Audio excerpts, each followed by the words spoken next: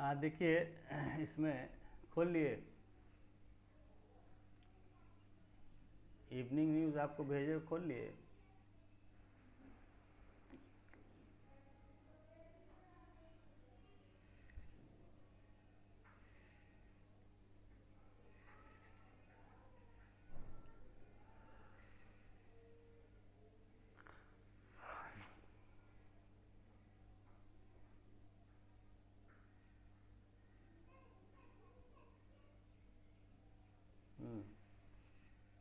देखिए, तो हेडलाइंस है, centre approves 7,000 crore 280 crore 7,280 crore rupees scheme to promote manufacturing of sintered rare earth permanent magnets. ठीक है ना। तो ये देखिए नया टेक्निकल टर्म है, इसको आपको समझना होगा। ये नया स्कीम लाया है गवर्नमेंट ने, साइंस टेक्नोलॉजी से जुड़ा हुआ। और फिर है, India to host 2030 Commonwealth Games in Ahmedabad. ठीक है। तो 2030 कॉमन गेम्स जो है वो कॉमनवेल्थ गेम्स अहमदाबाद में होने जा रहा है। President Murmu says constitution is the country's national epic, urges people to follow its provisions. ठीक है। तो यहाँ पर ये कह रहे हैं कि कॉन्स्टिट्यूशन को फॉलो करना चाहिए। तो ये है कि सरकार तो फॉलो करे, लोग तो क्या फॉलो करेंगे। सरकार के लिए है ये, लोगों के लिए तो है ही, लोगों के लिए भी है। New Delhi criticises China for detaining of Indian citizen in Shanghai. ठीक है। तो न्यू दिल्ली ने, जो आपने कल हमने देखा था कि एक अरुणाचल की महिला को वहाँ हरास किया गया, उससे जुड़ा हुआ ये न्यूज़ है। NIA gets 10-day custody of 7th accused. Uzbekistan's Grandmaster Zavokhir Sindarov clinches FIDE chess world title in Goa. तो फिडे चेस वर्ल्ड कप जो है इस बार जीता है उज्बेकिस्तान के ग्रैंड मास्टर जवोखिर सिंदरोव ने। ठीक है। तो ये भी पीटी का फैक्ट है ना। अब ये देखते हैं, sintered rare earth permanent magnet. देखिए, the cabinet today approved the scheme to promote manufacturing of sintered rare earth permanent magnets. ठीक है। With a financial outlay of 7,280 crore rupees. तो अब ये क्या है sintered rare earth permanent? This first of its kind initiative aims to establish 6,000 metric tons per annum of integrated rare earth permanent magnet manufacturing in the country. तो rare earth permanent magnet, briefing media in New Delhi this evening, information broadcasting Ashwini Vaishnaw highlighted that rare earth permanent magnets are one of the strongest type of permanent magnets and are vital for electric vehicles, renewable energy, electronics, aerospace and defence applications. तो देखिए ये अब क्या है समझेंगे। देखिए magnet जो होते हैं, ठीक है, तो मैग्नेट जो होते हैं वो एक तो होते हैं परमानेंट मैग्नेट और एक होते हैं टेम्पररी मैग्नेट। यानी मैग्नेट्स जो होते हैं, कुछ चीज़ें होती हैं जिनमें उनका मैग्नेटिज्म जो प्रॉपर्टी होता है परमानेंट होता है, वो हमेशा रहता है। ठीक है ना। तो वो उनको कहते हैं परमानेंट मैग्नेट। और दूसरे कुछ ऐसे मैग्नेट्स होते हैं जिनमें हम कुछ समय के लिए मैग्नेटिज्म डेवलप कर सकते हैं, या थोड़े समय के लिए जिसमें रहता है मैग्नेटिज्म और फिर सर्टेन कंडीशन चेंज होने पर उनका मैग्नेटिज्म भी चला जाता है। जैसे आता है इलेक्ट्रोमैग्नेट। तो इलेक्ट्रोमैग्नेट जो होते हैं तो वो जो है जब हम करंट पास करते हैं तो वो मैग्नेट की तरह बिहेव करते हैं। जहाँ करंट सप्लाई बंद हुआ उनका मैग्नेटिक कैरेक्टर चला जाता है। ठीक है। तो यहाँ हम परमानेंट मैग्नेट्स की बात कर रहे हैं। जिस तरह के मैग्नेट्स, जैसे कई बार हम लोग बचपन में खिलवाड़ या कुछ चीज़ में करते थे, देखते थे कि है ना मैग्नेट है, उसको आप चिपकाइए, चिपका रह जाता है, उसमें हमेशा मैग्नेटिक प्रॉपर्टी रहता है, उसको कहते हैं परमानेंट मैग्नेट। ठीक है। तो वो परमानेंट लेकिन मैग्नेट है, उसका मैग्नेटिज्म जो है बहुत स्ट्रांग नहीं होता है। दूसरा कि उसका जो मैग्नेटिक फीचर है वो कुछ समय के बाद, या किसी का, जैसे मान लीजिए आप जो उस समय का मैग्नेट हम लोग देखते थे और उसको आप गर्म चीज़ के पास ले जाके चले जाइए तो उसका जो है मैग्नेटिज्म चला जाता है। ठीक है। या कई और चीज़ों के कांटेक्ट में आने से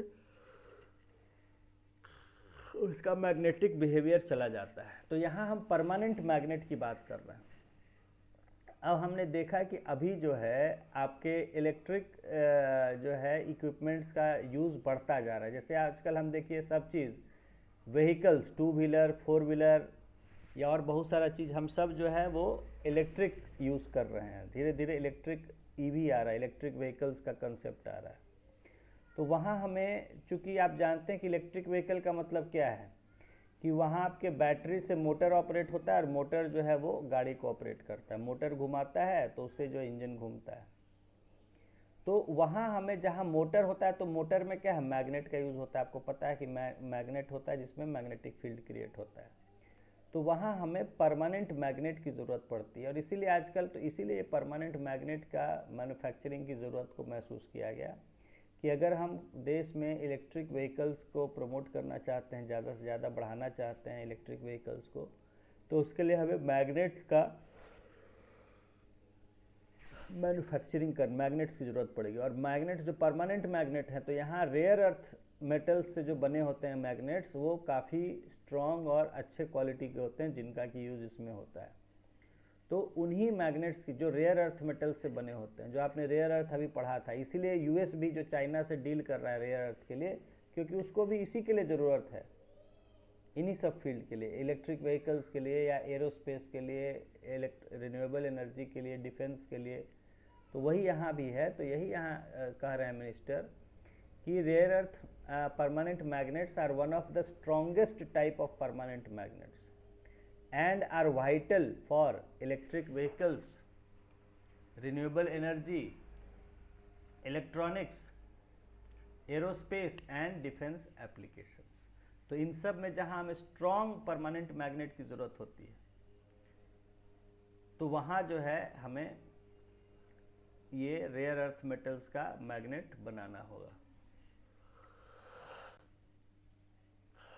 at present the country's demand for rare earth permanent magnet is met primarily through imports। अभी जो है, जो हम rare earth के permanent magnets का यूज़ कर रहे हैं, वो हम import कर रहे हैं, उससे अपनी ज़रूरत को पूरा कर रहे हैं। With this initiative, the country will establish its first ever integrated rare earth permanent magnets manufacturing facilities।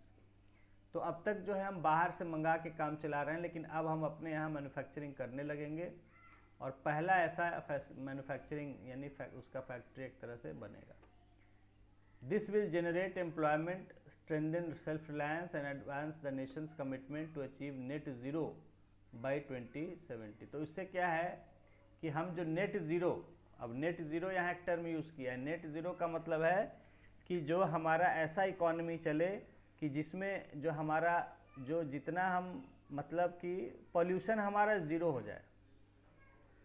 Net zero का मतलब है कि जितना हम पॉल्यूटिंग गैसेस को छोड़ रहे हैं, उतना को ही हम पॉल्यूटेंट गैसेस को कम भी कर रहे हैं, तो हो जाता है नेट ज़ीरो।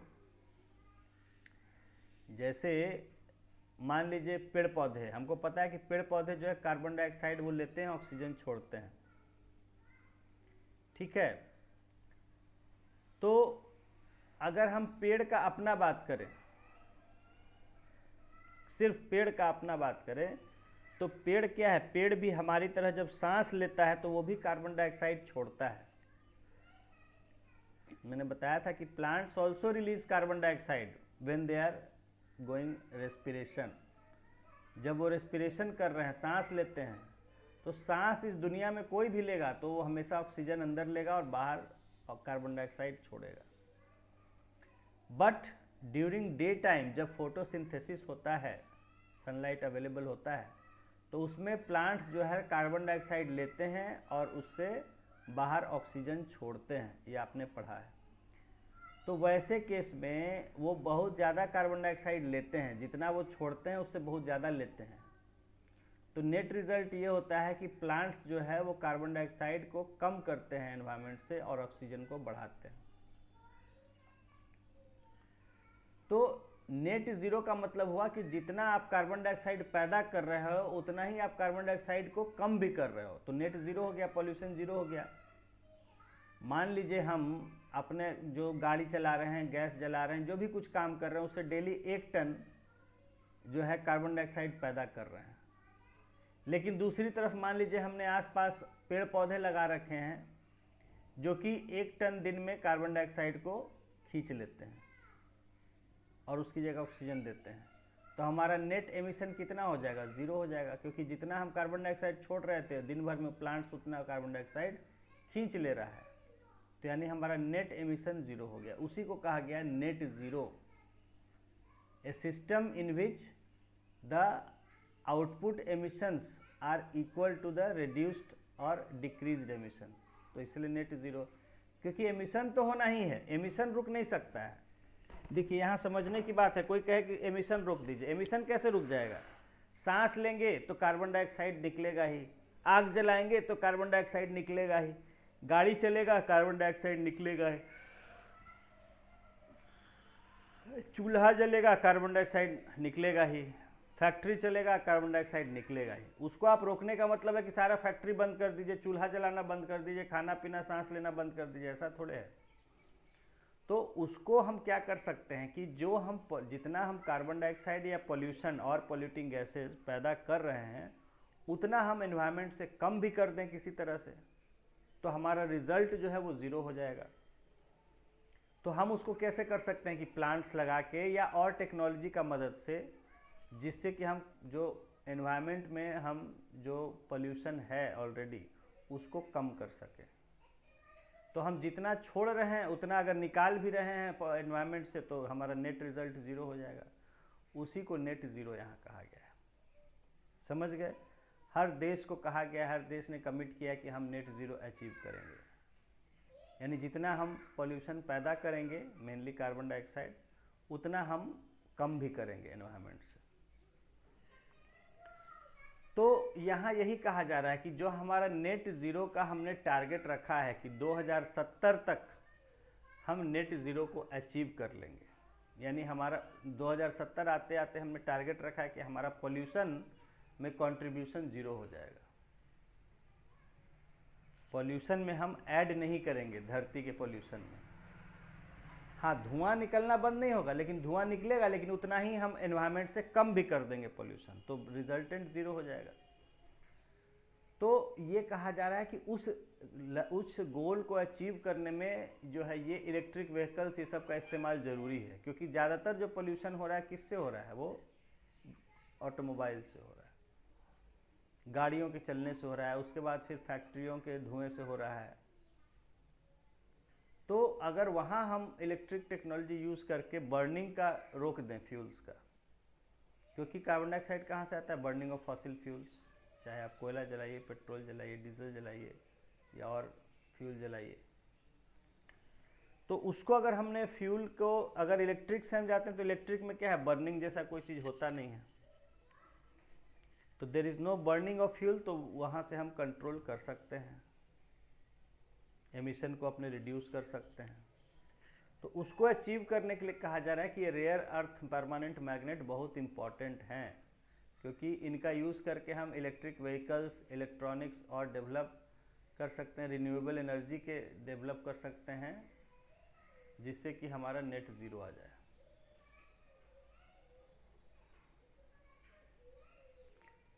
ठीक है? हाँ, तो ये है कि परमानेंट। अब इसमें सिंटर्ड एक वर्ड यूज़ किया, उसको देख लीजिएगा क्या है, इसके बारे में थोड़ा सा नेट पर सर्च कर लीजिएगा।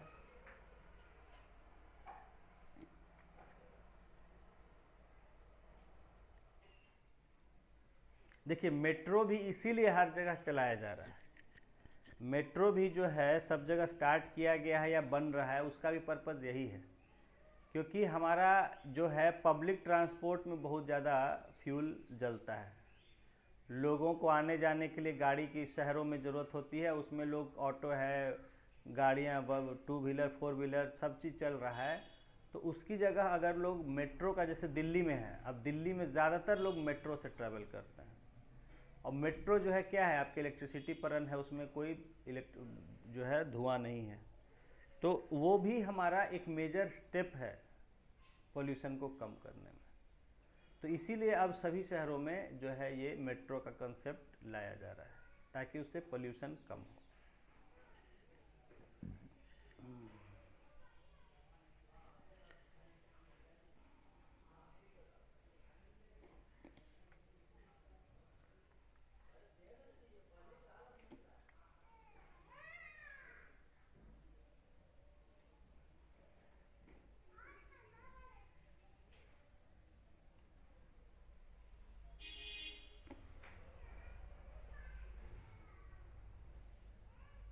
बाकी पढ़ लीजिएगा इसमें, ठीक है।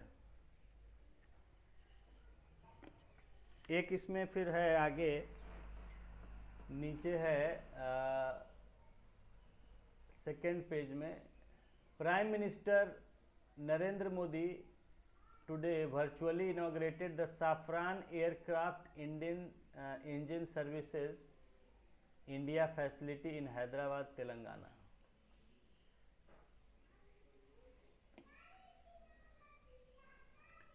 तो यहाँ एयरक्राफ्ट इंजन का जो है सर्विसेज कुछ होगा, तो उससे जुड़ा हुआ एक जो है वहाँ सेंटर स्टार्ट किया गया हैदराबाद तेलंगाना में, जो Safran aircraft engine services India.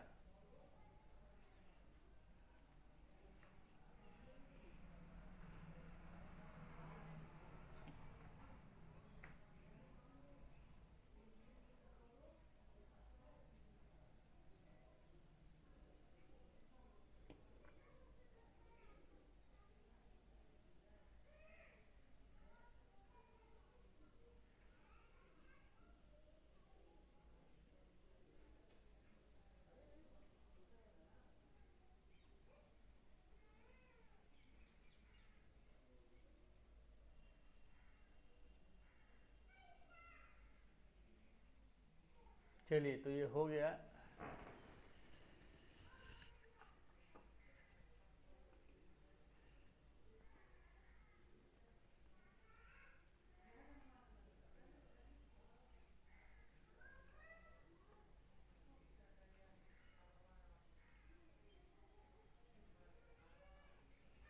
इसको भेज दे रहे हैं आपको।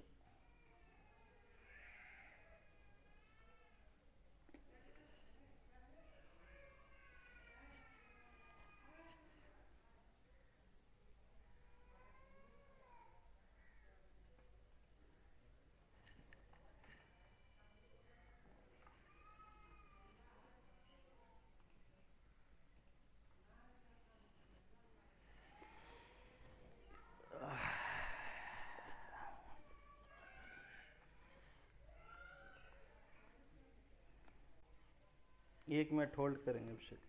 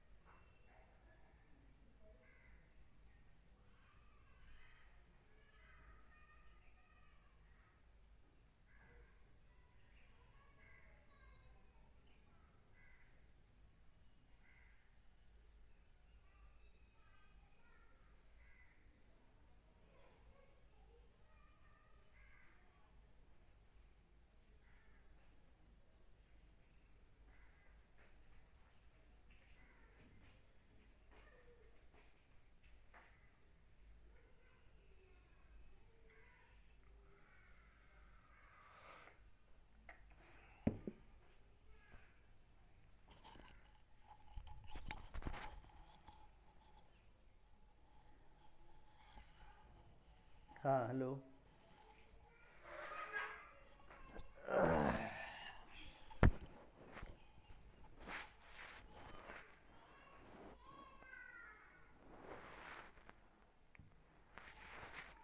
हाँ देखिए, इसमें अब हिंदू में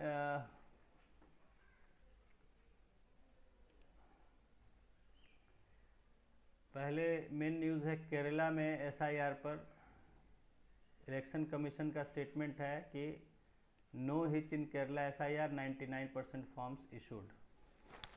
ठीक है, वहाँ के कह रहा है कि एसआईआर में कोई हिच यानी कि कोई रुकावट नहीं है और 99% जो लोगों को फॉर्म्स जो है वो बांटे जा चुके हैं।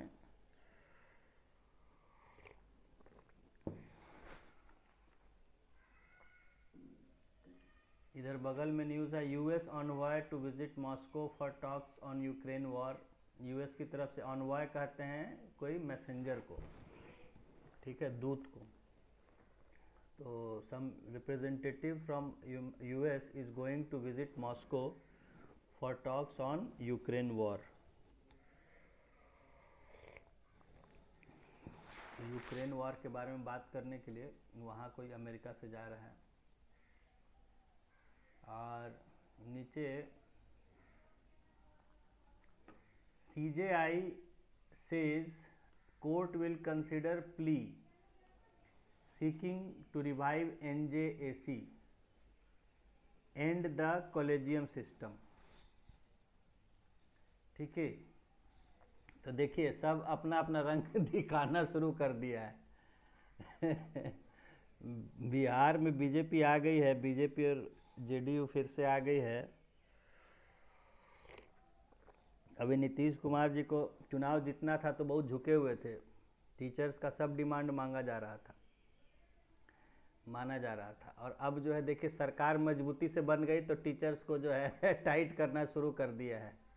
जो पहले 9:30 के बाद पहुंच रहे, अब कह दिया गया कि 9 बजे से पहले अटेंडेंस बन जाना चाहिए। ठीक है, यानी कि टाइम जो नीतीश कुमार ने बढ़ा के 9 से 9:30 कर दिया था वो फिर से 9 कर दिया गया, क्योंकि अभी इलेक्शन का कोई डर है नहीं।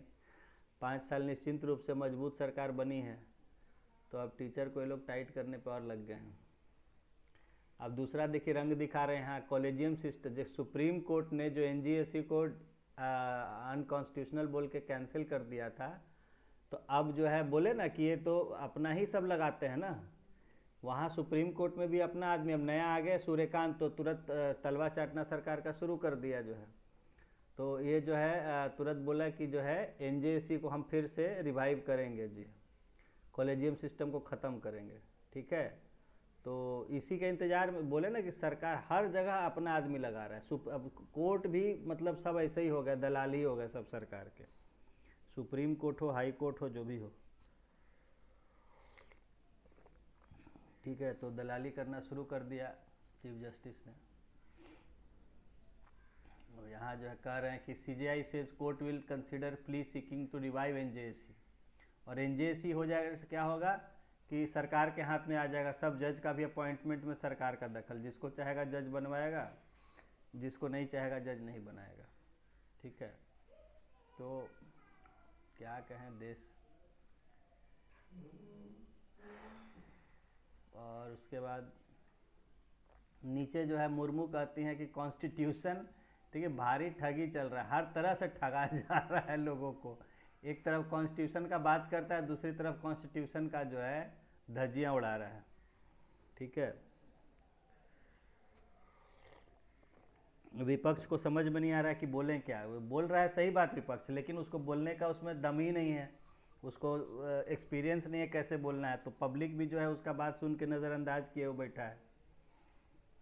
एक तरफ ही लोग कॉन्स्टिट्यूशन का ये कर रहा है, देखिए कॉन्स्टिट्यूशन डे मना रहा है, दूसरी तरफ कॉन्स्टिट्यूशन को ताक पे रखे हुए। जिसके लिए कॉन्स्टिट्यूशन बना कि देश में सभी चीज़ें ठीक से काम करें, तो ठीक से कैसे काम करेगा जब सब सरकार ही का गुलाम हो जाएगा, तो वहाँ ठीक से क्या काम करेगा। फिर तो जो सरकार चाहेगा करेगा। फिर कॉन्स्टिट्यूशन का मतलब क्या है, कॉन्स्टिट्यूशन का मतलब आपको क्या पढ़ाए थे कि it puts restrictions on the government. Constitution की ज़रूरत किस लिए पड़ती है कि ताकि सरकार मनमाने रूप से काम न करने लगे, तब न कानून की ज़रूरत है कि हाँ आप कहिएगा कि ऐसा कानून है, आप ऐसा नहीं कर सकते हैं। अब जब सब सरकार ही के मर्जी से हो रहा है तो फिर किस चीज़ का कॉन्स्टिट्यूशन। और वही ये लोग करने में लगे हुए हैं कि भाई सरकार हमारी है, जनता हमारे बस में है, कौन पूछता है फिर कॉन्स्टिट्यूशन को। खैर, लेकिन दूसरी तरफ दिखावा भी करेंगे पब्लिक को ठगने के लिए कि देखिए कॉन्स्टिट्यूशन डे मना रहे हैं, कॉन्स्टिट्यूशन फॉलो करिए, जनता को समझाएंगे। आगे देखिए नेक्स्ट पेज 2 पर है, on 5th anniversary of Delhi border state Punjab. 5 साल हो गया किसानों का विद्रोह किए हुए, फिर से जो है फार्मर्स जो है रैली कर रहे हैं एमएसपी लॉ के खिलाफ।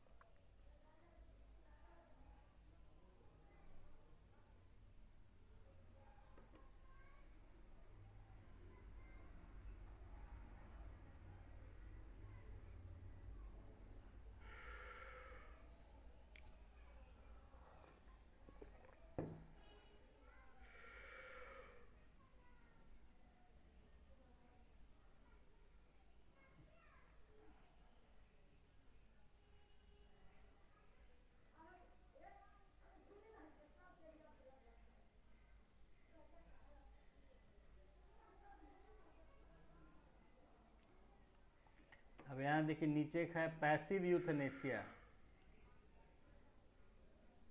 Supreme court forms medical board for 31-year-old man.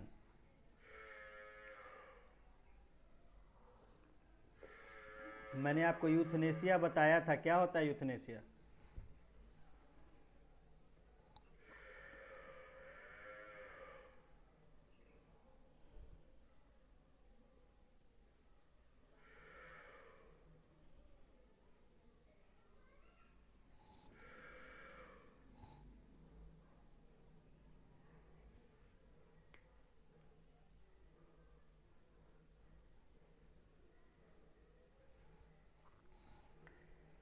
भूल गए जी।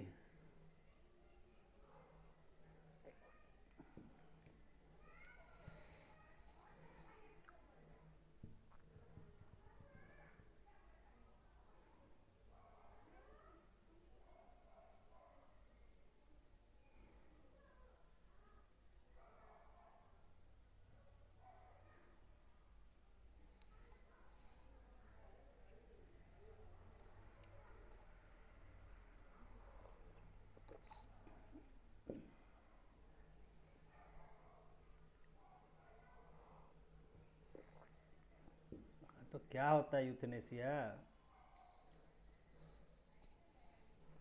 डेथ, डेथ को तो डेथ कहते हैं, यूथनेसिया क्या होता है?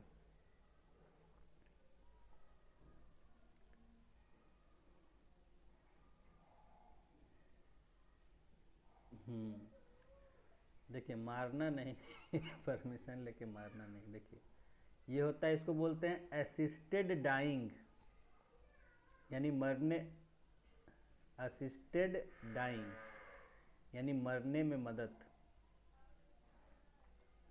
ठीक है, मरने में मदद।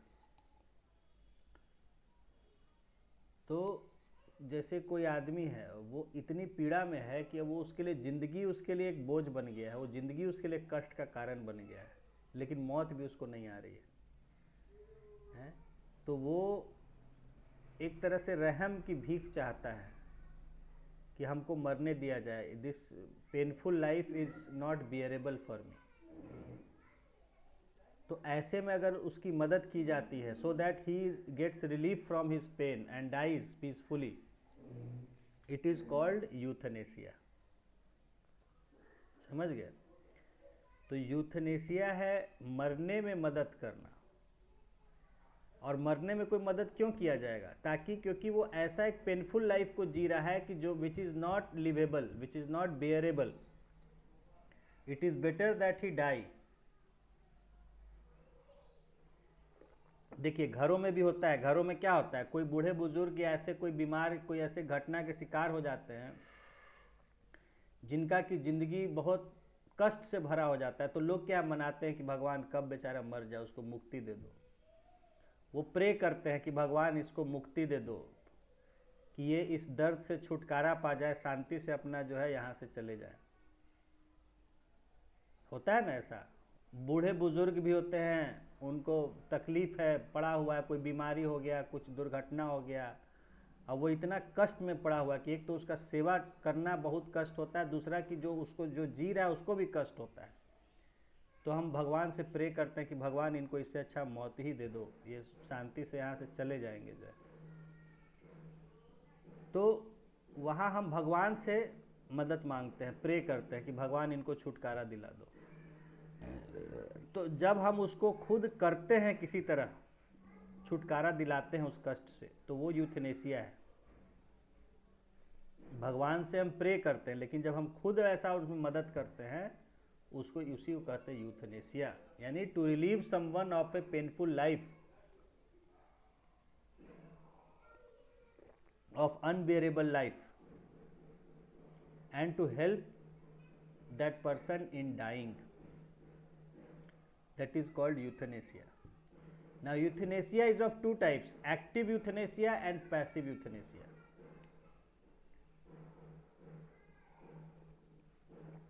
एक्टिव यूथनेसिया क्या होता है? जैसे अभी हमारे एक रिलेटिव है, मैंने आपको बताया था कि उनको कैंसर डायग्नोज हो गया था, एक लेडीज़ हैं, और नहीं लंग्स कैंसर नहीं, वो तो ठीक है, वो ठीक है भगवान के उससे। एक और मतलब दूसरे हैं रिलेटिव हैं, वो बताए थे ना कि एक हमारे यहाँ स्टेट बैंक में मैनेजर हैं, और जो है उनके फैमिली में प्रॉब्लम्स है कई तरह का,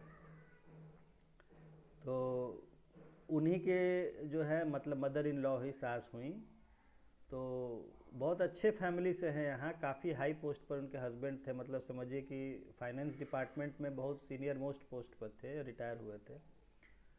एंड शी सडनली उनको चेक हुआ तो कैंसर था यूटेरस में, और कह दिया डॉक्टर की ज़्यादा दिन बचेंगे नहीं, and she just died 2 days back.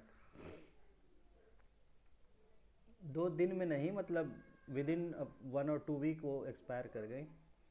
तो फैल चुका, अभी का बात है, और क्या, अभी 2 दिन पहले का न्यूज़ बता रहे हैं आपको, एक्सपायर कर गई जो।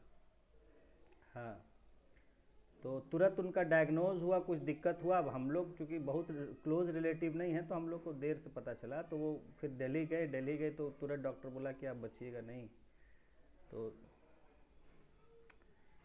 अरे तो यही तो हम भी बड़ा सोच के, हमको पहले नहीं पता था कि यूटेरस में है, क्योंकि बाकी कैंसर वगैरह होता है तो उसमें बहुत तरह का होता है, कुछ हुआ होगा, लेकिन अब वो नहीं, यहाँ पटना में नहीं समझ पाए होंगे, या बहुत तरह का रहता है, कई बार जो है नहीं बता पाते हैं लोग, उसको समझते हैं कुछ और बात है, कुछ और बात है करके। तो यूटेरस का कैंसर में ऐसा हो जाता है कई बार कि वो पता नहीं चल पाता है, या उसको लोग मतलब प्रॉपर वो नहीं समझ पाते हैं कि कैंसर का कारण है ना, तो होता है। हम भी यही सोच रहे थे कि भाई इतने अच्छे परिवार से हैं, मैंने काफ़ी पैसा संपत्ति सब कुछ है, बड़े उससे हैं, ये नहीं है कि मतलब जैसे कि दिखा नहीं पाए, ऐसा होता है कई बार, उतना मिडिल क्लास फैमिली या लोअर मिडिल क्लास से होते हैं, तो आजकल तो गरीब लोग जाके दिखा रहे हैं, क्योंकि बहुत ही कम में इलाज हो गया है सब। तो आई कुड नॉट अंडरस्टैंड कि इतना ज़्यादा एडवांस स्टेज में फैल गया, और उसके बाद उनको पता चला, बट दैट वही हालात है। और उनकी छोटी बेटी की अभी शादी भी नहीं हुई थी, मतलब शादी एक बार तो तय हुई थी, तो वो कट गई थी कोरोना में।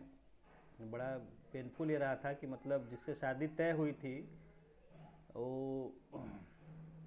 वो लड़का भी जो है नहीं, एक मिनट,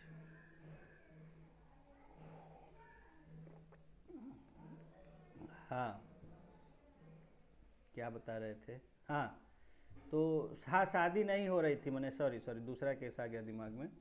जो छोटी बेटी की शादी नहीं हुई थी, नहीं हो रही थी, जो भी नहीं कर रही होगी, जो है कुछ दिनों से कह रहे होंगे वो लोग, तो उनको ज़बरदस्ती फिर अभी शादी करवाया गया। पता नहीं किससे हुआ, क्या हुआ, मुझे नहीं पता है। बस बस मरी है, उधर लोग कह रहे हैं कि उधर माला डाली है, यहाँ माँ गुजर गई है। तो मतलब कहा गया कि माँ आप बचेंगे नहीं, तुरंत कर लीजिए। फादर वगैरह बोले कि ये बचेंगे नहीं, इसलिए तुरंत कर लीजिए जो करना है जिससे, तो शायद किए, उधर इधर एक्सपायर कर गई माँ जो है। तो अब हमको नहीं पता है, हम नॉट गॉन, मेरे पास टाइम नहीं इतना कि क्या हुआ नहीं हुआ, इतना हम लोग को टाइम नहीं रहता है। ठीक है, तो ठीक है। तो यहाँ हम लोग को कहा गया कि भाई वहाँ दिल्ली में है, 2-3 लोग का इंतज़ाम करवा दीजिए, तो क्योंकि उनका अंतिम क्रिया वगैरह करना होगा। तो वो सब जो है बात हुआ, फटाफट पता चला कि फिर यहाँ से रास्ते में लोग जा ही रहे थे, वहाँ एक्सपायर कर गई उधर जो। तो मतलब कहने का सेंस है कि जो है अब उनको बेसिकली वेंटिलेटर पर होंगी, हो सकता है वेंटिलेटर पर रखे हुए होगा। मैं आपको यूथनेसिया समझाना चाह रहा था कि एक्टिव यूथनेसिया क्या होता है। उनका उम्र होगा यही, मुझे लगता है कि मतलब होंगी, हमको लगता है कि आ, एक बेटी की शादी हुई थी और दूसरी बेटी का भी बचा हुआ था। तो मान लीजिए कि नहीं, बेटा नहीं, 2 बेटियां ही थी। तो मान लीजिए कि 60 के लमसम होंगी, और क्या 60 भी नहीं होगा, 60 भी नहीं होगा, हमको लगता है कि 50s में ही होंगी जो है। तो खैर, और नहीं, सबसे बड़ा बात है कि देखिए मैं यही कह रहा हूँ ना कि मतलब कई बार पैसा भी काम नहीं आता है। देखिए इतने अच्छे परिवार से अच्छा पैसा होने के बावजूद, सोचिए कि उनके हस्बैंड मतलब यहाँ फाइनेंस डिपार्टमेंट में काफ़ी सीनियर पोस्ट पे थे। ठीक है, बेटी का शादी किए थे, पहला बेटी का तो बहुत खर्च करके जो है शादी किए थे, फिर दूसरी बेटी का भी अभी करना था, और बहुत अच्छे आदमी हैं, हम जानते हैं पर्सनली, दोनों हस्बैंड वाइफ बहुत अच्छे आदमी हैं थे जो हैं। तो लेकिन अब क्या कहें, मतलब वही सोच मुझे शौक लगा कि मतलब इतने अच्छे परिवार से होने के बावजूद उनको मतलब पता नहीं चला कि क्या हुआ, कि बिल्कुल इतना लेट स्टेज में जो है हुआ। और डॉक्टर जब हम लोग को पता चला तो तुरंत हम लोग को बताया गया कि भाई कैंसर उनको डिटेक्ट हुआ है, लेकिन डॉक्टर ने तुरंत कह दिया कि बचेंगे नहीं, जो है बिल्कुल जो है फैल चुका है। और देखिए कि मुझे लगता है कि 2-3 हफ्तों में शायद एक्सपायर कर गई जो है, मुश्किल से 2 से 3 हफ्ता हुआ होगा जो। तो खैर, तो देखिए होता क्या है कि मैं आपको समझा रहा था एक्टिव और पैसिव यूथनेसिया। तो एक्टिव यूथनेसिया क्या होता है कि मान लीजिए ऐसा पेशेंट जो है जो क्रिटिकल कंडीशन में है, ठीक है ना, तो उसको हम लोग क्या है, वेंटिलेटर, आपने नाम सुना होगा कि वेंटिलेटर पर रख देते हैं। वेंटिलेटर क्या होता है कि जस्ट जैसे मान लीजिए बॉडी के सारे ऑर्गन्स फेल हो गए, तो सिर्फ मान या क्रिटिकल ऑर्गन्स फेल हो रहे हैं या बिल्कुल वर्क नहीं कर रहे हैं, तो ऐसे में सिर्फ ब्रेन को ऑक्सीजन सप्लाई पे रखा जाता है और हार्ट वगैरह को बिल्कुल जो है, ताकि मतलब बस आदमी को जिंदा रखा जाता है कि किसी तरह आदमी अगर जैसे कि उसका कुछ दिन काट लिया तो फिर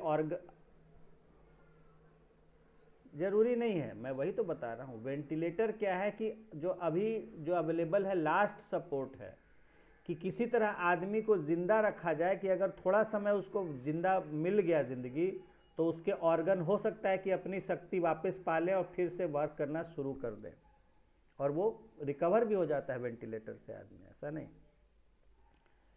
तो हाँ, तो मतलब जब मतलब बिल्कुल होता है कि अब आदमी बचेगा नहीं, क्योंकि उसका इस तरह का कंडीशन हो चुका है कि अब वो जिंदा नहीं बच पाएगा, तो ऐसे में वेंटिलेटर पर रखा जाता है। तो वेंटिलेटर पर क्या होता है कि एक तरह से आप बहुत खर्च करके उसको मिनिमम सपोर्ट पर लाइफ आगे बढ़ाते हो धीरे धीरे, और ऐसे में अगर उसको 1 दिन 2 दिन 3 दिन 4 दिन समय मिल जाता है, 5 दिन 10 दिन भी रखा जाता है, वो तो रखने पर खर्च होता है उसका काफ़ी, तो उससे क्या है कि धीरे धीरे हो सकता है उसके ऑर्गन्स में एक रिकवरी का मतलब पावर जनरेट हो जाए और वो फिर से उसका रिकवर करने लगे और फिर से हो सकता है वो अपना रिकवर कर जाए जो है। तो वो लास्ट सपोर्ट जो होता है अंतिम, उसको हम वेंटिलेटर कहते हैं। तो जो बड़े बड़े हॉस्पिटल्स हैं वगैरह वहाँ वेंटिलेटर का फैसिलिटी होता है, तो वहाँ जो है वो कहते हैं कि क्या इनको, क्योंकि आप छोड़ देगा तो उस समय आदमी मर जाएगा, उस समय अगर छोड़ दिया तो नेचुरल कि द पर्सन विल डाई, और वेंटिलेटर लगा दिया तो वो कुछ दिन और उसका एक्सटेंड हो जाता है लाइफ, तो वेंटिलेटर पर डाल दिया जाता है जब उसके ऑर्गन्स को मिनिमम वर्क करना पड़ता है, उसको सांस वगैरह सब इधर बाहर से ही दिया जाता है सब कुछ। तो अब क्या होता है कि कई बार वेंटिलेटर है लेकिन उस पर आदमी का बचने का कोई, जैसे मान लीजिए उसको मॉनिटर किया जाता है कि भाई इम्प्रूवमेंट हो रहा है कि नहीं। जब देखने में आ रहा है कि वेंटिलेटर पर होने के बावजूद उसका कोई रिकवरी नहीं दिख रहा है, उसका मरना तय है,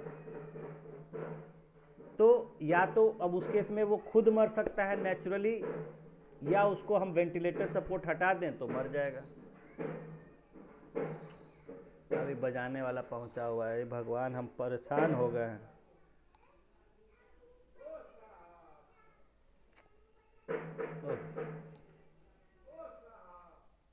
सुबह से शाम, सुबह से रात जो है, रात में भी कल सोने नहीं दिया है। कल कुत्ता लोग भौंक भौंक के लड़ गए आपस में, क्या कर रहा था, नींद तोड़वा दिया। जल्दी सो गए थे, हम सोचे सो गए, नींद आ रहा था, वो नींद तोड़वा दिया कुत्ता सब। पता नहीं क्या इतना तेज जो है आपस में लड़ा सब, हम परेशान हो गए, इतना शोर शराबा सब करता है। ये बजाने आ गया है,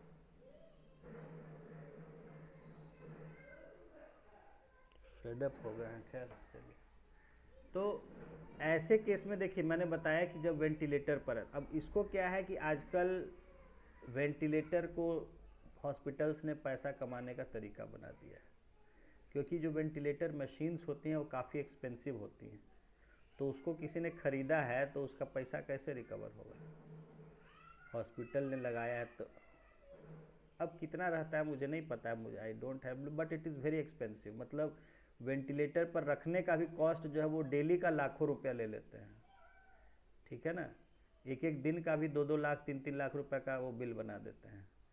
तो समझ सकते हैं कि, तो वेंटिलेटर पर वो जान के आजकल सबको डाल देते हैं कि बच जाएगा कह के 2-3 दिन उस पर रख देते हैं, ताकि वेंटिलेटर का भी कॉस्ट पेशेंट के घर वालों से ले लिया जाए। ठीक है, कई बार घर वाले कहते हैं कि हटा दीजिए, नहीं तो वो हटाते नहीं, जान के कि उसका बिलिंग करना है, जितना दिन रहेगा उसका उतना दिन का बिल बन जाएगा। तो उसको बहुत मिसयूज़ भी किया जा रहा है आजकल बिल बनाने के लिए। यहाँ जितने मेरे ही एक बगल के थे काफ़ी क्लोज, उनको यहाँ फोर्ड हॉस्पिटल में एडमिट थे और उनको वेंटिलेटर पर रखे हुए था। उनके बड़े बेटा जो है IAS थे, वो आके टाइटली डांटे हैं उसको जाके हॉस्पिटल को यहाँ, तब जाके वो हटाया है, ठीक है, और उनको डेड डिक्लेयर किया। नहीं तो क्या करता है कि नहीं हैं ठीक है, बताता नहीं किसी को, किसी को मिलने का इजाज़त नहीं होता है उसमें, कोई देख नहीं सकता है, और हाँ ठीक है करते हैं। तो लोग समझता नहीं कंडीशन, जब आप वेंटिलेटर पर रखा गया तो उसके बाद तो होता है कि अब बचना नहीं है, ज़बरदस्ती का बिल बना रहा है, कई बार ऐसा होता है। तो वो तो समझते हैं ना, असेसमेंट होता है बाहर से लोग का जो भी है उसका, कि भाई क्या था, कुछ मोशन हो रहा था नहीं हो रहा था, कब रखा गया, वो सब अपना। तो वो क्या होता है कि बिल बनाने के चक्कर में मतलब रिलेटिव कहते रहते हैं कि नहीं तो वो नहीं छोड़ता है कि उधर उसका कोई डेली का बिल बन रहा है वेंटिलेटर का। तो उन्होंने जब जाके यहाँ बोला तब जाके उनको हटाया, तो फिर वो लोग ले गए अपना उनको अंतिम क्रिया के लिए। खैर, अब जो है मैं बताया कि जैसे वेंटिलेटर पर रख दिया जाता है। अब मान लीजिए कि आप जो है, जो सब देख रहा है, डॉक्टर देख रहा है कि भाई उसका बचने का कोई उम्मीद नहीं है, तो आपने उसका वेंटिलेटर हटा दिया कि let him die, there is no use in making him continue. तो वो हो गया एक्टिव यूथनेसिया, कि जहाँ आपने उसका ऑक्सीजन सप्लाई बंद करवा दिया या वेंटिलेटर बंद करवा दिया कि नहीं let him die, it is not possible for him, या डॉक्टर के एडवाइस पर ऐसा किया गया, जो भी है, तो वो होता है एक्टिव यूथनेसिया। दूसरा होता है पैसिव यूथनेसिया, जिसकी यहाँ बात की गई है।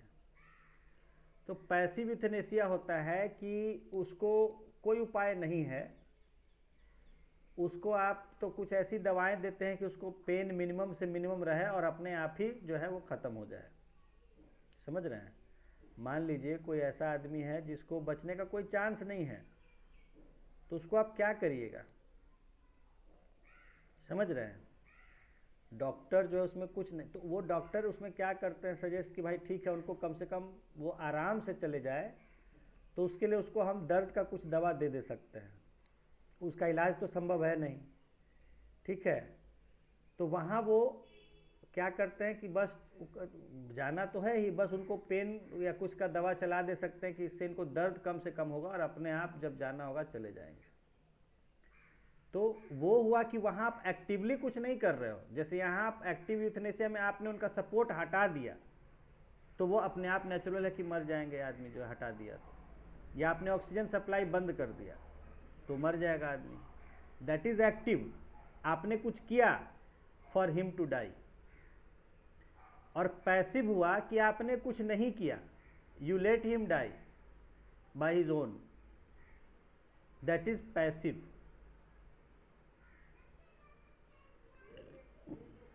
ठीक है?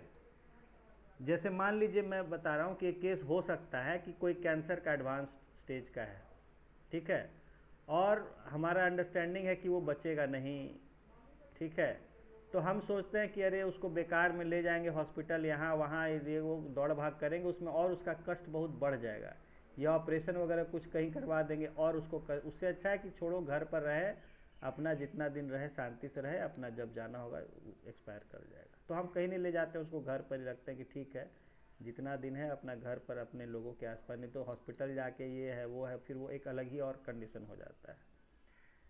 तो हम कुछ नहीं करते हैं कि ठीक है अब जो होना इलाज तो कुछ है नहीं, उससे अच्छा है कि अपना घर पर ही या कहीं आश्रम में या कहीं शांति से अपना चले जाए। That is also passive euthanasia, कि आपने you let him die peacefully by not doing any treatment, क्योंकि ट्रीटमेंट का कोई फायदा नहीं है। ट्रीटमेंट आप करवाइएगा तो उसका कष्ट और बढ़ जाएगा, कुछ चीर फाड़ कर देगा या कुछ कर देगा, तो वो जो कम से कम उसको मिनिमम था कि घर में शांति से था, आसपास के लोगों को देख रहा था, वो भी पता चलेगा हॉस्पिटल में उसको बंद कर दिया एक आईसीयू में, अब वहाँ पड़ा हुआ, वो उसका कष्ट, और उसमें एक कष्ट है, मेंटल हैरासमेंट भी, सब चीज़ है। समझ गए? कम से कम घर में था तो शांति से देख रहा था, कोई है उसको अपना आसपास लोग आ रहा था, कर रहा था अटेंड उसको फिर भी थोड़ा सुकून था, अपना घर में एक सुकून रहता है आदमी को। और हॉस्पिटल चला गया या यहाँ वहाँ ले जा रहा है तो कुछ का कुछ ऑपरेशन कर दिया, उससे उसका कष्ट और बढ़ गया। कई बार ऐसा होता है कि लोग जो है दर्द से इतना पीड़ा में रहते हैं, करते हैं कि अरे हमको इससे अच्छा मार देते जो है, तो उससे अच्छा लोग समझते हैं कि कोई फ़ायदा नहीं उस सब करने से, उससे अच्छा है कि अपना शांति से यहाँ रहे, अपना जो है जब होना होगा हो जाएगा। तो ऐसा भी होता है, तो that is called passive euthanasia, कि हम छोड़ देते हैं कि चलो जब तक है शांति से अपना है, जब होगा अपना चले जाएंगे, तो वही उसको कहते हैं पैसिव यूथनेसिया। तो यहाँ पर जैसे देखिए कि यहाँ पर है न्यूज़ कि passive euthanasia SC forms medical board for 31 year old man. एक 31 साल का आदमी है, उसके लिए एससी ने एक मेडिकल बोर्ड बनाया जो ये रिव्यू करे कि क्या उसको पैसिव यूथनेसिया किया जाए कि नहीं। देखिए तो क्या कहा है, न्यूज़ पढ़ते हैं। The supreme court on Wednesday asked the Noida District Hospital to constitute a primary board to explore passive euthanasia for a 31-year-old man suffering from 100% disability, quadriplegia, and who has been in a vegetative state for over a decade, saying his health condition has gone from bad to worse. तो supreme court ने Noida district hospital से एक board बनाने कहा है, ये जांच करने के लिए कि एक 31 साल का आदमी जो लगभग 10 साल से ज़्यादा समय से 100% डिसेबिलिटी, मतलब उसका कोई बॉडी का ऑर्गन मूव नहीं कर सकता है, क्वाड्रुप्लेजिक मतलब चारों हाथ पैर उसके कोई काम नहीं कर रहे हैं, और वेजिटेटिव स्टेट मतलब जैसे सब्जी है, सब्जी को रख दिए पड़ा हुआ है, वैसे ही वो पड़ा हुआ है। There is no motion, there is no feeling, there is no sense, he cannot do anything. बस जैसे बोले ना वेजिटेटिव स्टेट बोलते हैं उसको, कि वेजिटेबल की तरह पड़ा हुआ है, ये सब्जी हम ला के घर में रख दिए, पड़ा हुआ है, वो रखे रखे वैसे सड़ जाएगा, कुछ नहीं होगा उसमें। वैसे हालत में जब आदमी हो जाता है कि बस वो पड़ा हुआ है, वो कुछ नहीं, ना कर सकता है, ना इंडिकेट कर सकता है, ना कुछ फील कर सकता है, ना मूव कर सकता है, कुछ नहीं, तो उसको कहते हैं वेजिटेटिव स्टेट। तो ऐसे हाल में जो 10 साल से ज़्यादा, फॉर ओवर डेकेड, एक डेकेड से ज़्यादा समय से जो ऐसे हाल में पड़ा हुआ है, जो अभी 31 साल का हुआ है, तो उसके लिए ये जांच करने के लिए एक बोर्ड बनाने के कहा गया है हॉस्पिटल को कि क्या उसको पैसिव यूथनेसिया किया जाना चाहिए कि नहीं, क्योंकि उसका हालत 10 सालों से ज़्यादा समय में और बिगड़ गया है। प्ली बाई फादर, फादर का देखिए, उसने फादर ने प्ली एप्लीकेशन डाला है। पैथी देखिए अब क्या बोला है, passive euthanasia is the intentional act of letting a patient die by withholding और विड्रॉइंग लाइफ सपोर्ट। तो हम उसको लाइफ सपोर्ट नहीं देते हैं, छोड़ देते हैं या हटा देते हैं, तो पैसिव यूथनेसिया हो गया। नहीं, एक बात यहाँ बताएं, हाँ, एक्टिव यूथनेसिया में होता है हम कुछ ऐसा करते हैं जिससे वो मर जाए, जैसे हो सकता है उसको हम, जैसे कई बार होता है एक्टिव यूथनेसिया में कि जैसे उसका पानी दवा चल रहा है, उसमें कुछ हल्का सा कुछ ऐसा पॉइजनस चीज़ डाल दिए कि वो धीरे धीरे उसको सो गया, सोते सोते मर जाएगा। उसको दवा जो चल रहा है उसमें हमने कुछ इंजेक्ट कर दिया कि वो जो है वो रात में सोते सोते अपना पानी चढ़ता रहेगा, उसी में चल देगा आदमी, दैट इज एक्टिव यूथनेसिया। हमने कोई ऐसा कदम उठाया जिससे उसका डेथ हो जाए, वी डिड समथिंग, उसको एक्टिव बोला। और पैसिव है कि हमने उसको कोई मदद, कोई रोक दिया ऐसा, उसका ऑक्सीजन हटा दिया, उसका वेंटिलेटर हटा दिया वगैरह, जिससे कि वो अपने आप वो ही विल डाई, तो दैट इज पैसिव यूथनेसिया। वही यहाँ कहा जा रहा है, बताया जा रहा है कि passive euthanasia is the intentional, मतलब जानबूझ के किया गया, act of letting a patient die, कि मरने दिया जाए पेशेंट को, बाय विथहोल्डिंग और विड्रॉइंग लाइफ सपोर्ट, कि उसका लाइफ सपोर्ट या तो हम विथहोल्ड या नहीं दें उसको, या अगर दिया हुआ था पहले से तो उसको हटा दें, कि अब हम कोई सपोर्ट नहीं दे रहे हैं, अब अपने पर उसको रहना है या जीना है या मरना है, जो करें। ठीक है, तो a bench of justices Pardiwala and KV Viswanathan asked the hospital to file its report within 2 weeks on an application by father of 31-year-old Harish Rana seeking passive euthanasia for his son। तो फादर ने जो अपने 31 साल के बेटे हरीश राणा के लिए एप्लीकेशन डाला है कोर्ट में कि उसको जो है पैसिव यूथनेसिया करने दिया जाए, ताकि वो बच्चा उसका जो पीड़ा में है 10 साल से, अब सोचिए पड़ा हुआ है वैसे ही हॉस्पिटल में, और बिल्कुल खाली पड़ा रहता है, मशीन लगा हुआ है, पड़ा हुआ जैसे का तैसे, जैसे कोई डेड ऑब्जेक्ट है, कोई लकड़ी का चीज़ है, जैसे किताब है आपने रख दिया, वो 10 साल तक वैसे का वैसे रखा हुआ है, वैसे ही वो आदमी है जो 10 साल से ज़्यादा समय से वैसे ही पड़ा हुआ है। तो उसके फादर ने अपील किया है कि उसको मरने दिया जाए, पैसिव यूथनेसिया करने दिया जाए। उसके लिए सुप्रीम कोर्ट ने हॉस्पिटल का ये मांगा है कि आप लोग बोर्ड जो है, मतलब बोर्ड मतलब ग्रुप ऑफ स्पेशलिस्ट जो है बनाइए, और वो उसको रिव्यू करें कि क्या उसको केस है, उसको ये बचने का आगे चांस है या उसको और बिगड़ने का चांस है, ताकि उसको मरने दिया जाए।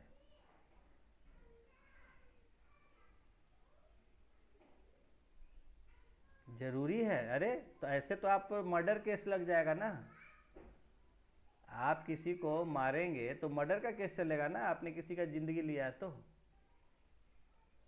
कोर्ट से परमिशन लेना, भले वो कोई हो, वो हो सकता है जैसे इस आदमी का बेटा है, वो बेटा रहे कोई रहे, अगर आपने उसको मरने मारा तो वो तो मर्डर केस चल जाएगा आप पर ना। तो उसके लिए कोर्ट का परमिशन है, you are taking a permission of court to kill someone directly और इनडायरेक्टली।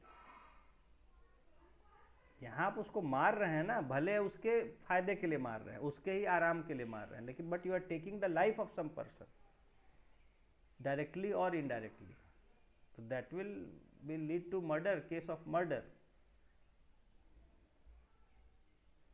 तो उसमें मर्डर का सेक्शन होता है, एक होता है 302, 304, 307, एक होता है कि जो साजिश करके मारा गया, वहाँ 302 धारा लगती है। एक होता है कि बिना कोई मोटिव के मारा गया, वो होता है 304। और एक होता है कि अनजाने में मारा गया, तो वो होता है 307। धारा 307 वहाँ लगती है कि अनविलिंगली किसी का डेथ हो गया, जैसे एक्सीडेंट हो गया या किसी का बाई चांस हो गया, वो नहीं। अब वो तो जज पर डिपेंड करता है क्या है। वो 307 में फांसी वांसी नहीं होता है, फांसी सिर्फ 302 में होता है। ठीक है। हाँ, जहाँ प्लान्ड वे में उसको मर्डर किया गया, तो वहाँ धारा 302 लगता है। नहीं, तो वो प्लान, वो 304 उसमें चलता है कि भाई उसको फिट ऑफ एंगर में उसने जो है दिमाग काबू में नहीं रहा, तो उसने मर्डर कर दिया। तो अलग अलग है। तो वही है कि आप पर if you are taking the life of someone, वहाँ तो आपका मर्डर का वो चार्ज चल जाएगा जो। तो कोर्ट से परमिशन लेना ज़रूरी है, हर किसी के लिए, डॉक्टर के लिए भी या किसी रिलेटिव के लिए भी, वही बात है। खैर,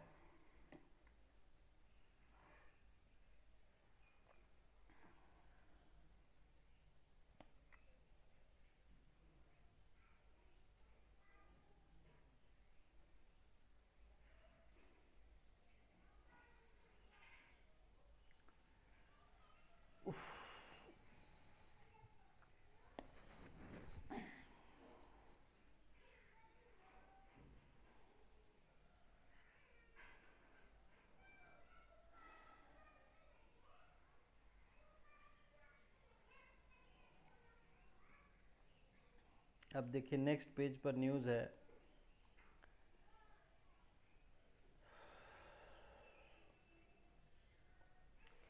मुर्गा Mutt seer cleared in one of 2 POCSO cases. अब बताइए, संत लोगों पर संत का भेष धारण करके या लोग पॉक्सो केस में फंसे हुए हैं। तो 2 में से 1 पॉक्सो केस क्लियर हो गया है। मुर्गा मठ के संत, सीयर का मतलब होता है संत। 1 केस बाकी है।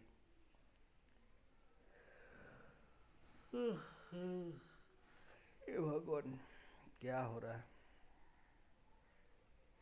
बगल में देखिए, BLO's death triggers outrage in UP, told to x OBC voters. किन, देखिए एक बीएलओ जो है उसका डेथ हो गया, मरा हुआ पाया गया।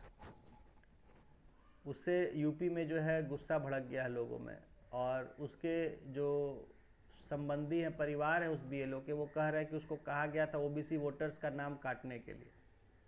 एक्स का मतलब हुआ काटना, यानी यहाँ नाम काटने की बात है। Told to x OBC voters, OBC के वोटर्स का नाम हटाने के लिए उसको कहा गया था, ऐसा उसके रिश्तेदार कह रहे हैं। एक नया झमेला शुरू हो गया है।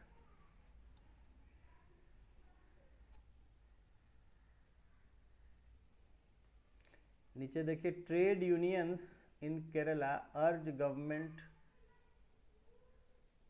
Not to frame rules to implement labour codes. Kerala के जो ट्रेड यूनियंस हैं, मजदूर संगठन हैं, उन्होंने सरकार को कहा है कि आप जो है इसको लागू करने के लिए कानून मत बनाइए। लॉ तो पास हो गया है, उसको इम्प्लीमेंट करने के लिए रूल्स बनाना होगा हर स्टेट गवर्नमेंट को और सेंट्रल गवर्नमेंट को। तो केरला गवर्नमेंट को वहाँ के मजदूर संगठनों ने कहा है कि आप उसको लागू करने के लिए रूल्स नहीं बनाइए।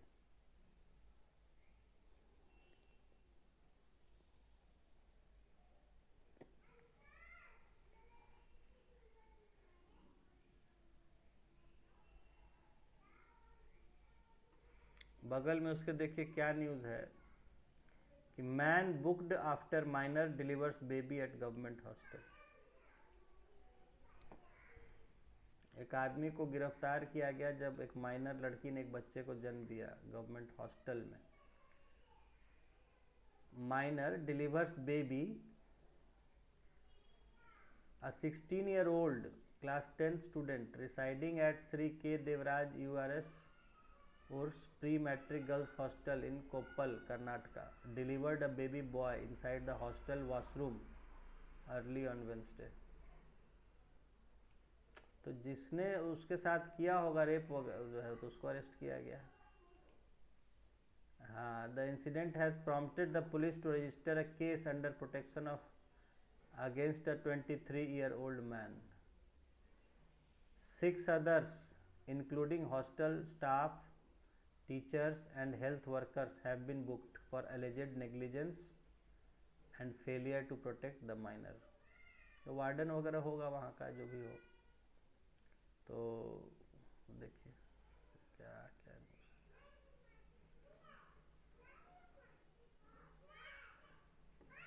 Kerala mulling review plea of SC ruling on setting up primary schools, minister.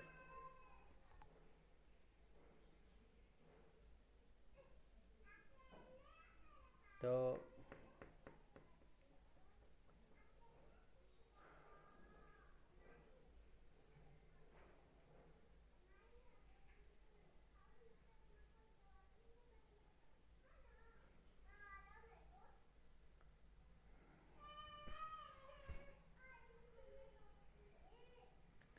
Kerala government को कहा गया था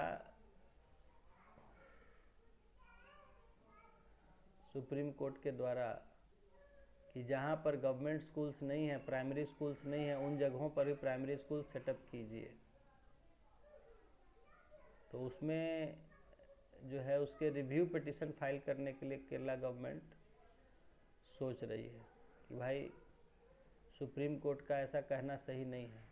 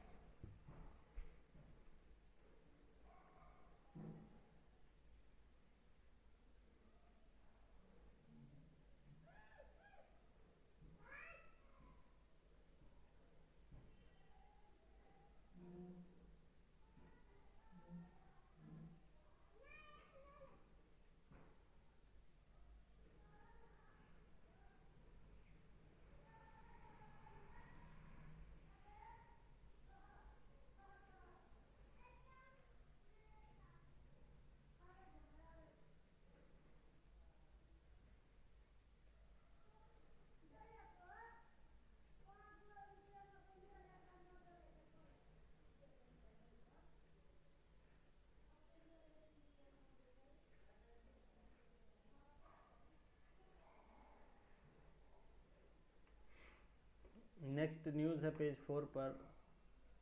can a foreigner be allowed to use Aadhaar to enter poll rolls, asks SC.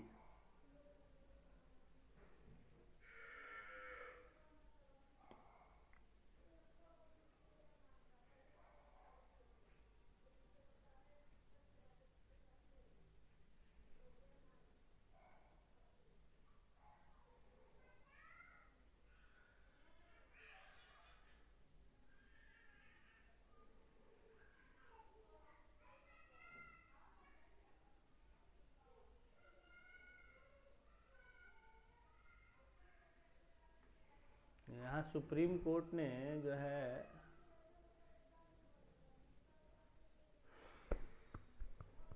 पूछा है कि क्या आधार को यूज़ करके किसी फॉरेनर का, किसी यानी किसी बाहरी आदमी का नाम वोटर लिस्ट में डाला जा सकता है क्या.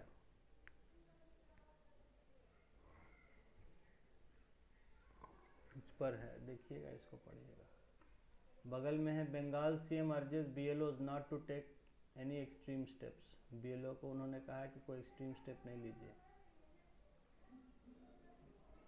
इधर EC writes to Kolkata police over breach of security. उनकी सुरक्षा में कोई तोड़ दिया है कहीं, उसको लेकर लेटर लिखा है.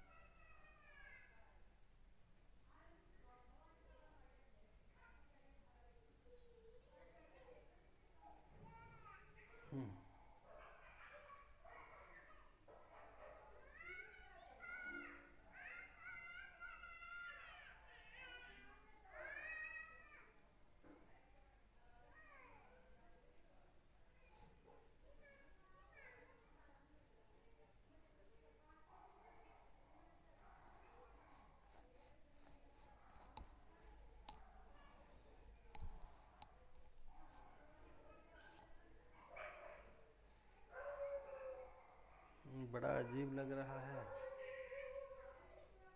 ये 3 न्यूज़ ऐसे हैं सामने।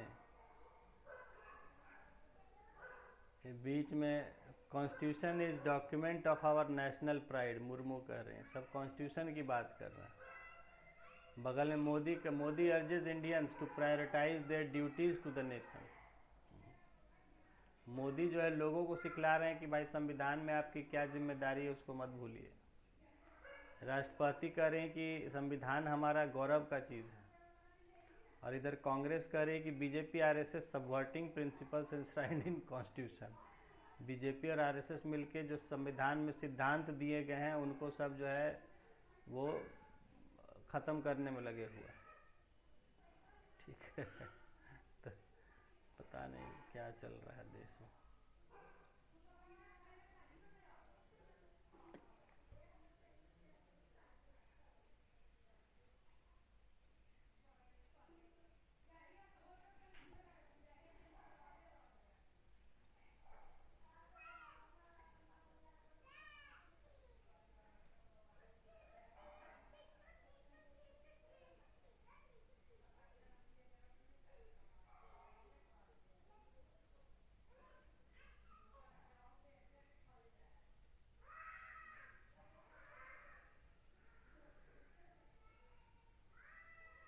नीचे chief justice calls for national judicial policy to encourage coherence across jurisdiction.